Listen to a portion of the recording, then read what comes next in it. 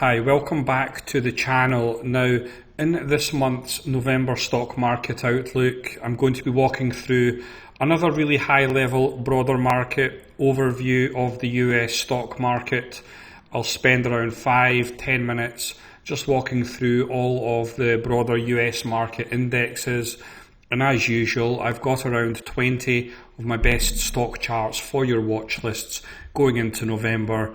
Hopefully the Scottish accent isn't too difficult to understand. Now, it has taken around 20 hours to prepare, present, edit and upload, so I do hope you find a lot of value from my hard work. If you follow me closely on X, hopefully my charts have helped you to buy lots of stocks over the last few months. Hopefully my work last month also helped. There were some massive performances for many of the stock selections, a lot of alpha, a lot of really great slam dunks out there. Now, for disclosure, myself or my clients may hold positions in some of the names mentioned, but I have highlighted those disclosures on the charts. I think most of you know by now that I don't use any magical hindsight indicators. I timestamp absolutely everything, which is massively important for the field in which I work. I'm one of the very few who go on the record with their work.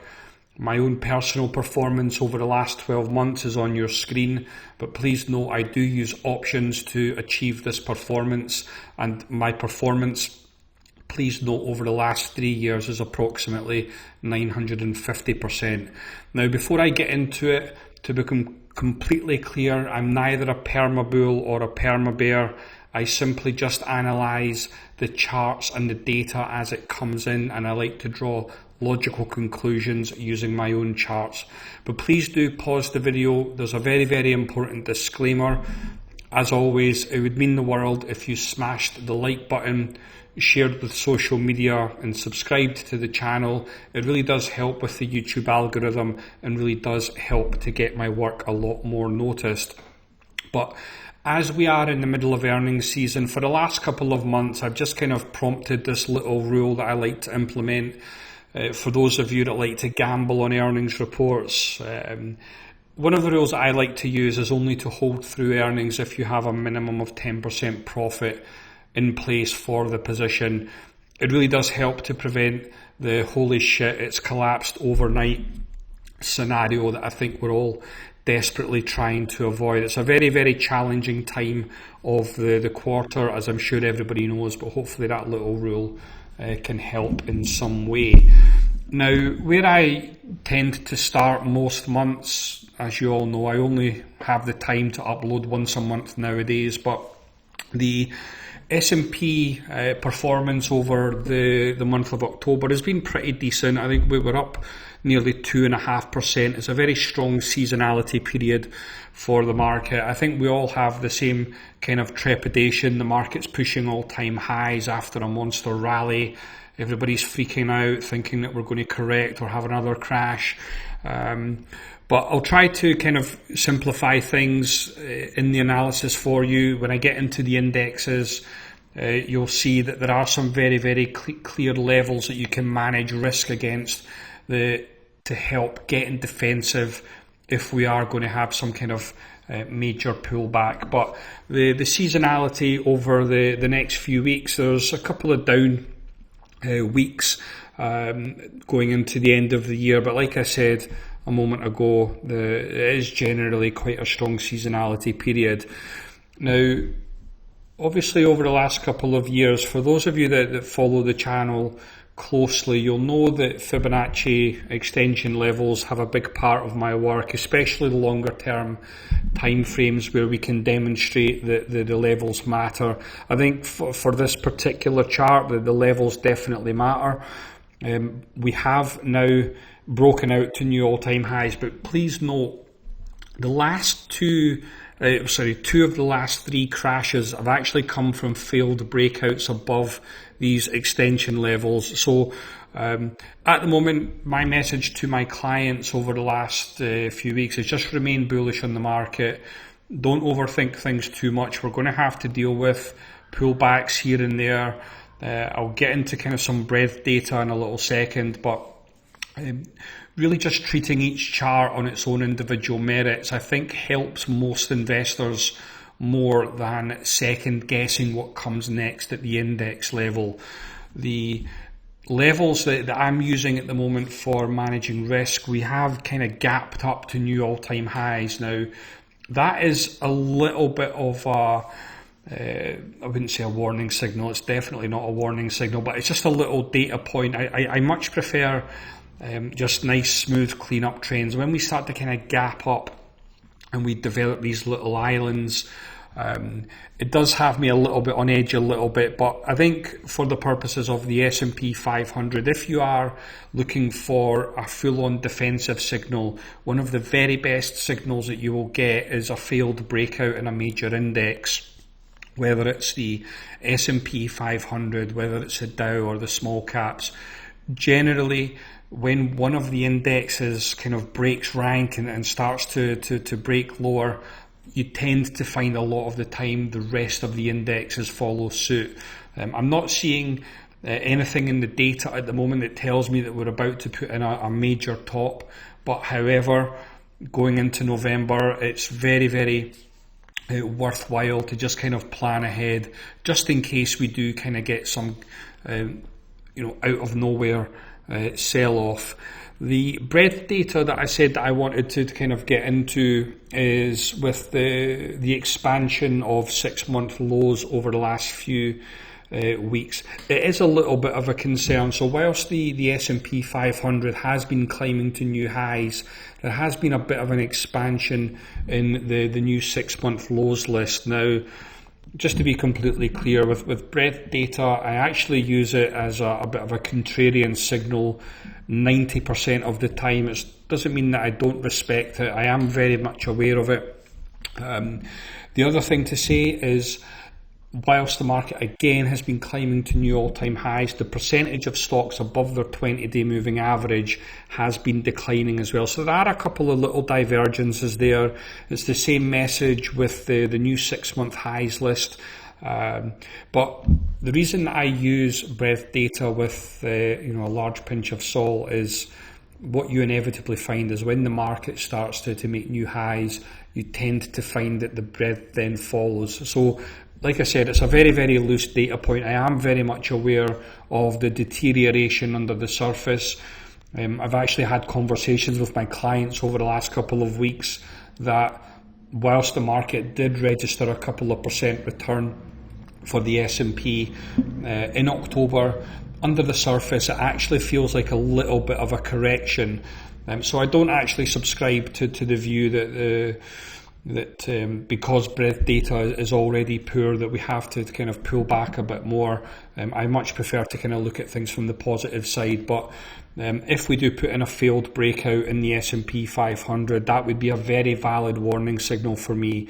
It's also worth noting that over the last few weeks, whilst the S&P is kind of hovering at new highs, the advanced declines, there's been a lot more declines in the S&P 500 than advances over the last 4 weeks. So, like I said, it does feel like for some areas of the market it's been a bit of a corrective phase, but my God, the tech space, the AI space just continues to kind of grind higher. The triple Qs, again, the targets that I'm working with here are still up around 650. I think the levels here make a lot of sense for me. You probably notice I like to keep my charts a lot cleaner than most if you are new to the channel. Again, the Dow Jones has just met upside objectives this week. I would like to see it kind of climb above this 480 level just to take out that next Fibonacci level that we can see that the Fibonacci level back in November 2021 had merit. So I do wonder if this level here might be a little bit of a chop zone. And what I mean by a little bit of a chop zone, it doesn't mean correction. It just means that if the market is going to grind sideways, this might be an area for the Dow to kind of start to do that. But this is the note that I've put on here for our clients over the last few weeks. Just remain bullish on the Dow. But again, if we do start to kind of see toppy looking price action and we start to break below these key pivot levels again, that's a very, very valid get defensive signal for especially risky positions. The NYSE composite, again, is testing all-time highs. It has been chopping about over the last few weeks, but again, if it is going to kind of break out to new all-time highs, 24,000 going into the last couple of months of the year probably does come into play. The Russell 2000, again, just to be aware, we are at new all-time highs after a massive rip off the April lows. I think most of us have probably enjoyed the alpha run that the small caps have provided over the last 6 months. Again, same message, as long as we're above these key levels, Fibonacci extension levels, which again the chart can demonstrate has had merit in the past, so it's reasonable to expect that it has merit in the future. So I just want to kind of see these areas hold up as support. Again, I wouldn't have any objection to the market chopping sideways for the next month and then taking the next leg higher going into December. But like I said, try not to overthink the indexes, folks. The micro caps have met upside targets. However, that said, if you pay attention to the Fed, you'll know that the Fed are probably in a cutting cycle. What does that mean for the riskiest areas of the market? I think the general interpretation is that it's most likely bullish. So whilst we have met upside targets in micro caps, if the Fed are going to cut over the next couple of months again, perhaps micro caps and small caps do take the next leg higher. I do have a very, very close eye on the VIX and credit spreads. It's one of the, especially the VIX is a really great chart for just risk management purposes. I'm not really seeing anything in credit spreads that says, it's about to rip higher and obviously take the VIX with it. The chart for the VIX for me is very, very clear. We did get a little bit of a spike last month, but we are still sub 20 in the VIX. So for me, it just makes more sense to kind of look for stocks to buy than for stocks to short. Doesn't mean you can't find short opportunities, of course. There's always opportunities both sides of the market. My personal bias is when we're in a bull market, I try to just find stocks that aren't too overextended. And if you follow the channel closely, you'll know that I like the buy low, sell high opportunities as well. Gold has had a little bit of a pullback over the last couple of weeks. I think generally it's to be expected. If you look at some of the performances of the gold miners, for example, which again I'm sure many have done very, very well on over the last 12 months, very, very reasonable for gold to take a little bit of a pullback, which is what we're seeing at the moment. For me, the longer term target still does remain up around 5,000. Silver has already met our upside targets. Again, it is stalling at these all-time high levels now. These are Fibonacci levels dating back to the 80s. I'm not expecting anybody here to be picking up on these types of charts with your own software. But again, if we can put in a confirmed close next month above 50, then perhaps the moves that we've had in silver, the general outperformance that it's had over the last couple of months, hopefully that might continue. But for time being, silver has met upside objectives for our clients, and it's a watch and wait and see game from here. Now, I am about to walk through around 20 individual stock charts for your watch lists. If you are still here, tells me that you're getting a ton of value from my work. Again, please do smash the like button. Like I said, it really does help with getting my work a lot more noticed. But I think a decent place to kick off this month is with Nvidia and maybe get into some of the AI names. I know there's a general feeling of apprehension about AI bubbles, etc. Again, I understand why, but Nvidia making new all-time highs. Now, just for clarity, it's just met our upside targets here for Nvidia.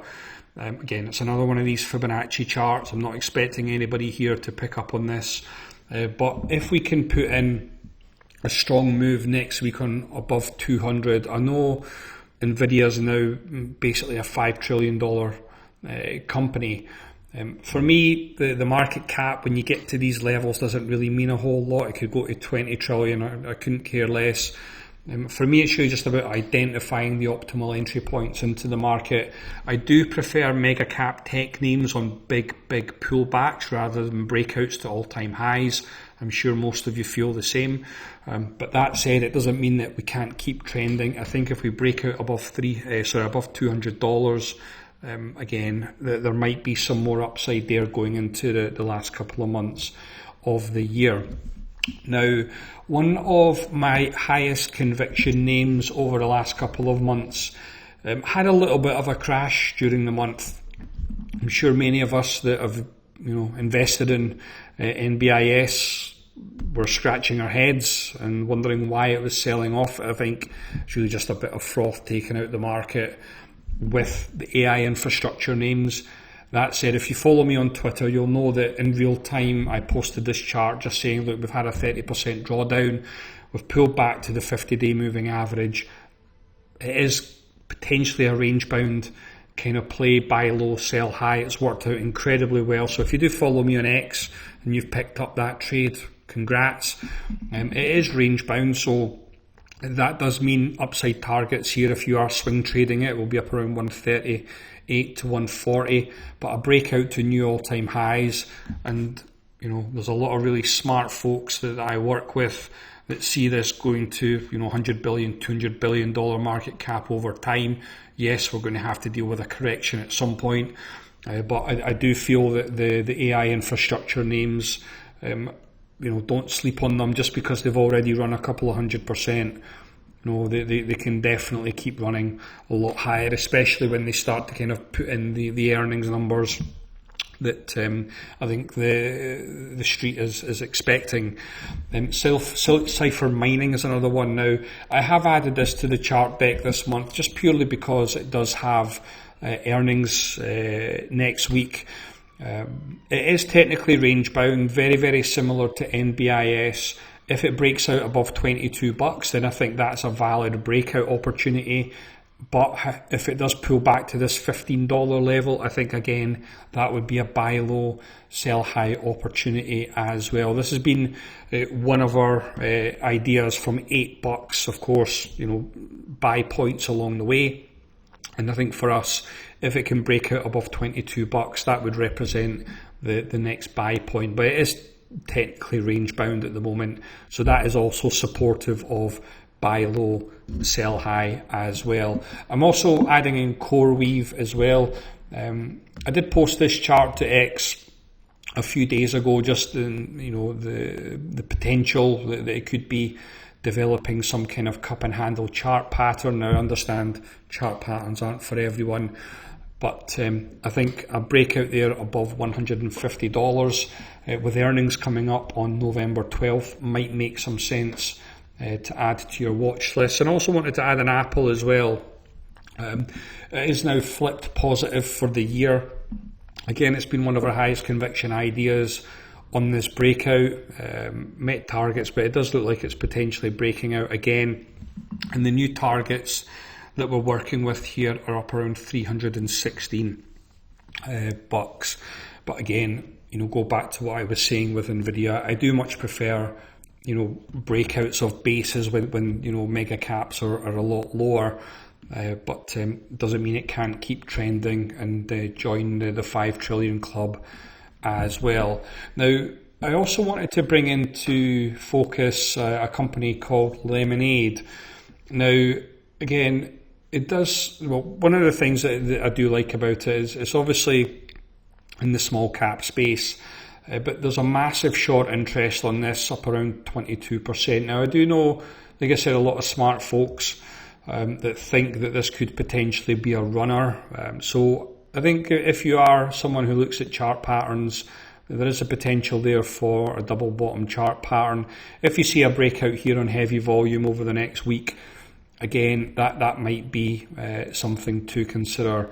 The Amazon chart, monster earnings posted in the last couple of days. Looks like it's trying to break out to new all-time highs. Again, it did meet our target a couple of months ago. Since then, it has been chopping sideways.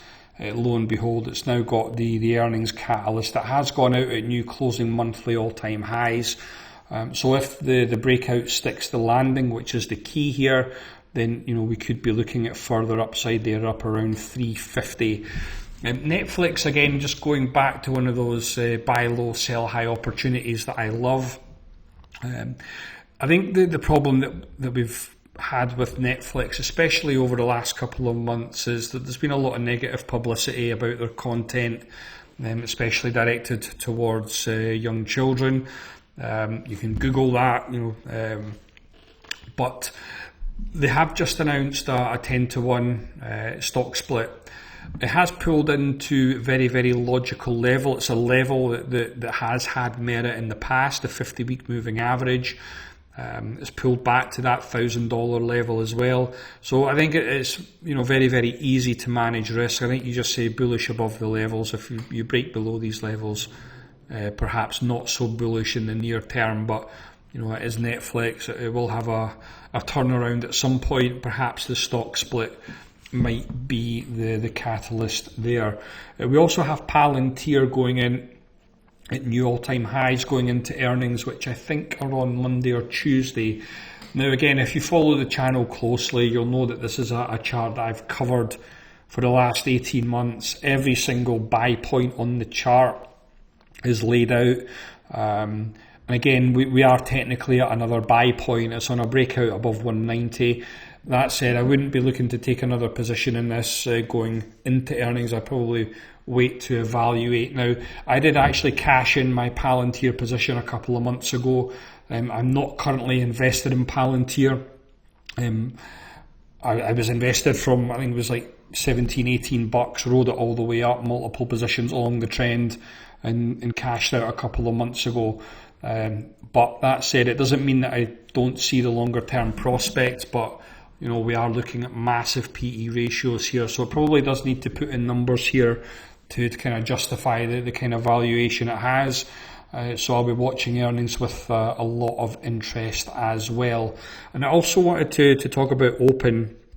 I'm sure most folks have looked at Open, done a bit of due diligence. I'm sure it's a controversial name for many. For me, yes, I am invested. I've been in it since $3. It has been very frustrating over the last 6 weeks, not going to lie. It ran into logical levels, sold off, and now I think going into earnings on the 6th next week, I am hoping for a positive reaction. Lots of rumours and hints on social media, if you follow the CEO, etc., like I do. Robinhood is trying to kind of get into the kind of retail investor space, like I think a lot of stocks have benefited from over the last couple of years, namely Palantir. I think Open Door is trying to kind of step into the real estate market, a lot of disruption, tokenization of assets, etc. It's all above my head, honestly, but I know where to bet sometimes, and this is one of the areas that I've bet on. But like I said, if it does crater on the back of earnings, I'll be out just as much as everybody else. But I've got a really great starting point at $3. I'm hoping that it ultimately posts good numbers, and then we start to kind of get the squeeze that I think many of us want to see. But for me, that level is above $11. Now, Uber has been a very, very frustrating stock, I think, for many. I've actually got a few clients that they're getting really annoyed with it, because I think we all see, the PE ratios, the earnings growth, the pathway higher. But for some reason, it's not being reflected, I think, with the stock price. So it has been chopping about after a massive early start to the year. It is performing year to date incredibly well. Listen, don't take your eyes off the prize. For me, I'm patiently waiting for an entry above $100. I think if it can take out this level and close above $100 and get that follow through, then I think it could get off and running. But I think earnings on Tuesday morning will be potential catalyst for that. But like I said at the start, I don't believe in gambling on earnings. I like to watch and wait and see what the price reaction to that earnings is. Sometimes you get the opportunity to kind of buy lower on good earnings, which again is a good way to kind of look at things. But if it does post good numbers and can get that breakout, don't be surprised if Uber is a bit of a runner. Microsoft, I did cover this one over the last few months, so I just wanted to kind of bring it into focus. With the chart for Microsoft, it has now met upside targets. It's sold off on the back of earnings. So again, for me, the potential buy points here on a buy low, sell high chart, if we are lucky enough to see this come down to kind of 470, I would be grabbing that with both hands. There is also another pivot level there around 490, which was also a level where I put out the bat signal for our clients a few months ago, and lo and behold, it's obviously hit upside targets running into earnings, but those are the potential levels that I would be looking at for another buy low, sell high opportunity. Fortinet, another tech company, $65 billion market cap, reasonable PE ratios, etc. Obviously have to navigate earnings. It's one of our current trade ideas on this breakout above 82, and I think it is potentially basing over the last few weeks. And if it can take out that level at 88, then I have laid out some logical target levels there for you as well. Now, at AMD report earnings on Tuesday, I think after market close, it's been on an absolute rocket ship. It's one of our current high conviction ideas. It has been since May. Again, very, very similar to Palantir. Many different buy points have been recommended to our clients. And so our trailing stop loss on this one, just to be clear, is up around 230. I actually have a bit of a decision to make going into earnings, whether or not I want to hold my own position through earnings. I've got an options position that's doing incredibly well at the moment. But again, I don't like to kind of run the risk of the dreaded gap down and just the shenanigans that you get with earnings. But very, very happy with the stock. I actually see this joining the $1 trillion club at some point over the next 6 months. But it is going to have to put in earnings and just not shit the bed. I think as long as it manages to not shit the bed, then I probably lean towards the trend continuing to the upside. I also wanted to bring into focus Grab as well. It is currently range bound at the moment, but if it can take out this pivot level around 662, there are massive upside targets if it can get to previous all-time highs, which is obviously a big ask. It's already a $25 billion market cap, but again, I think the reason that it's stalled, since the last earnings is really just it needs to start kind of justifying the valuation. So I think you probably need to see the PE ratio come down when it reports earnings in the next few weeks. NU Holdings is another interesting one. If you're not familiar with Latin America, their fintech space, I'd ask you to do some due diligence on NU Holdings. Potentially could go out at new all-time highs. I think if there's a confirmed breakout over the next couple of weeks, certainly I think NU Holdings, like I said, is definitely worth a little bit of due diligence.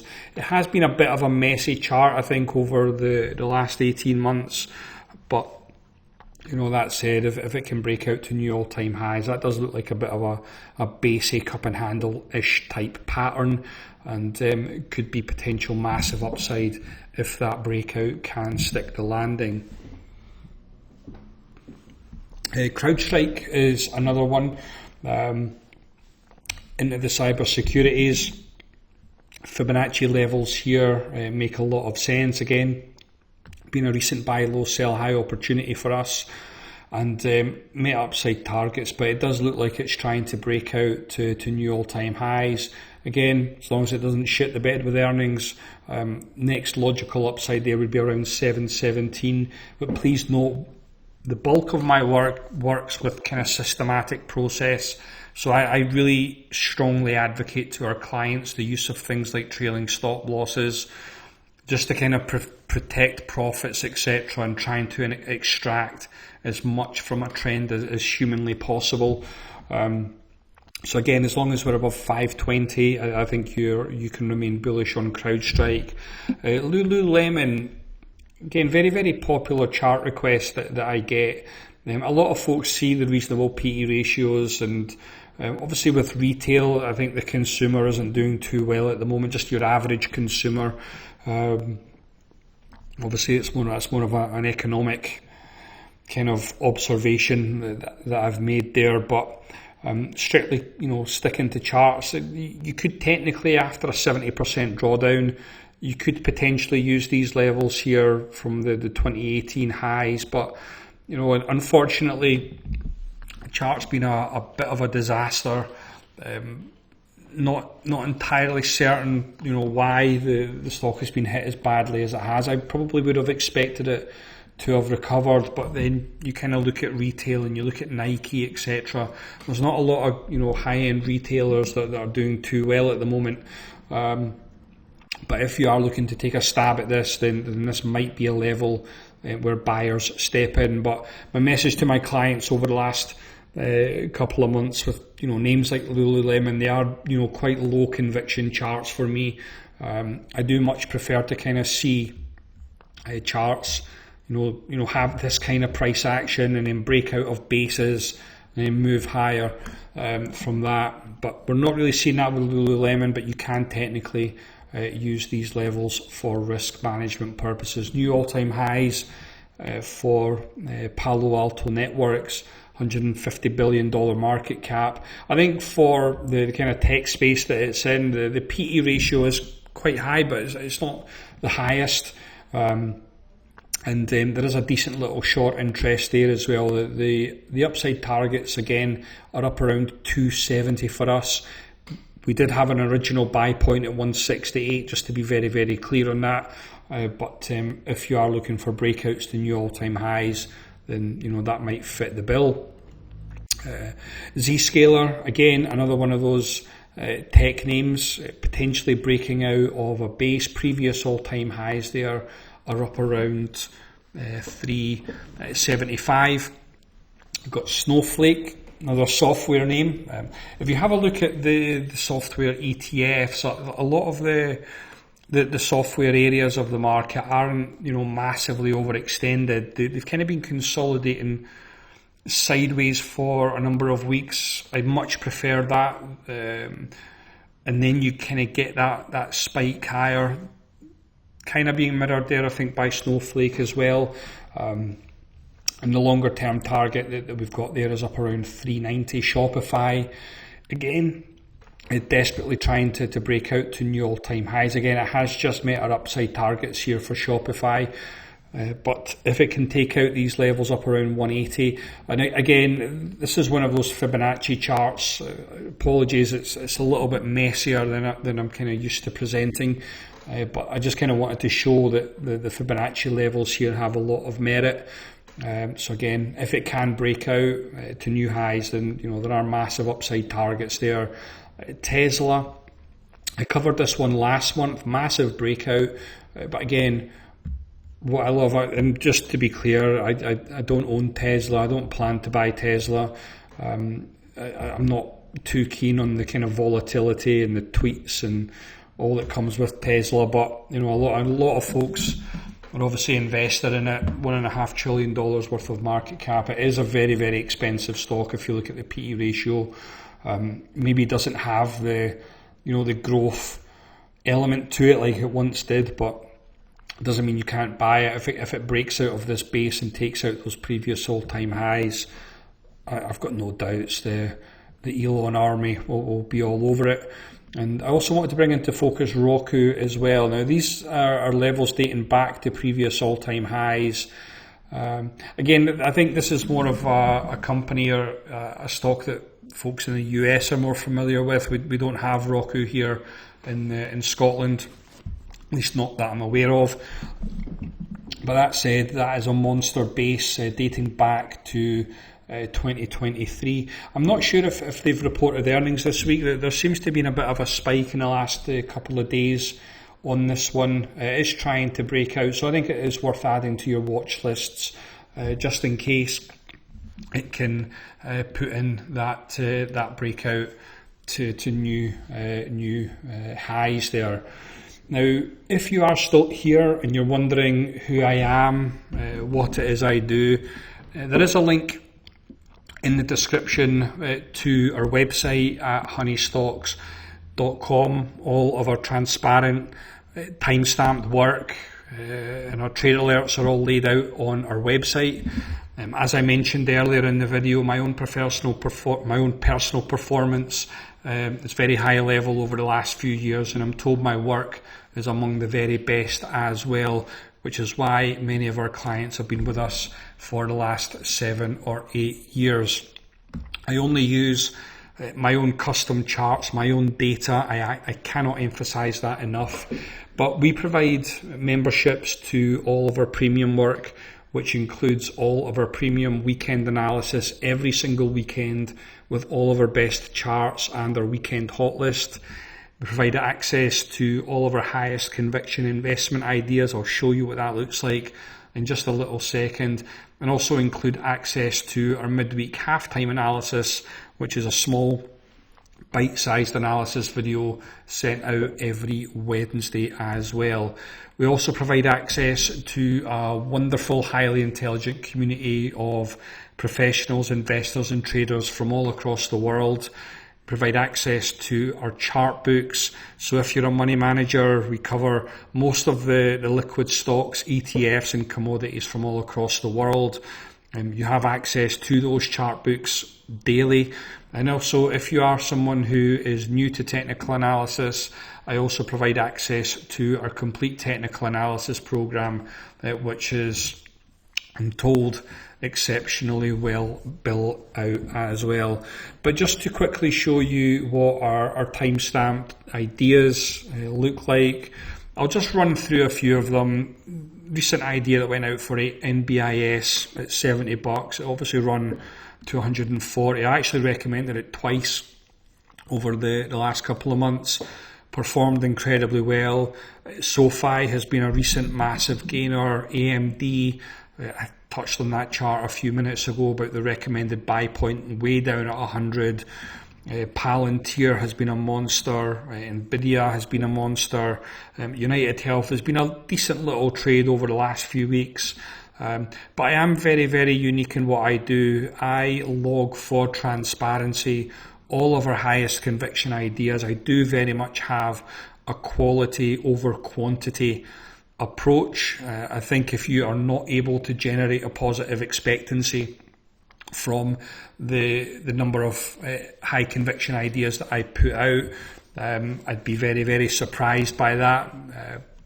But I have laid them all out over the last 7-8 years, so feel free to go and scrutinise that. I generally put out 1 high conviction idea a week, sometimes 2, depending on market conditions. In addition to the high conviction ideas, I do have around 10 stock selections every single week, but as I'm sure you can appreciate, not everything can be a high conviction idea. The types of stocks that I like to recommend, please do make sure that those are the types of stocks that you like to buy. I'm not recommending any pump and dumps, anything like that. It's all good, high quality stocks with strong fundamentals or disruption behind them.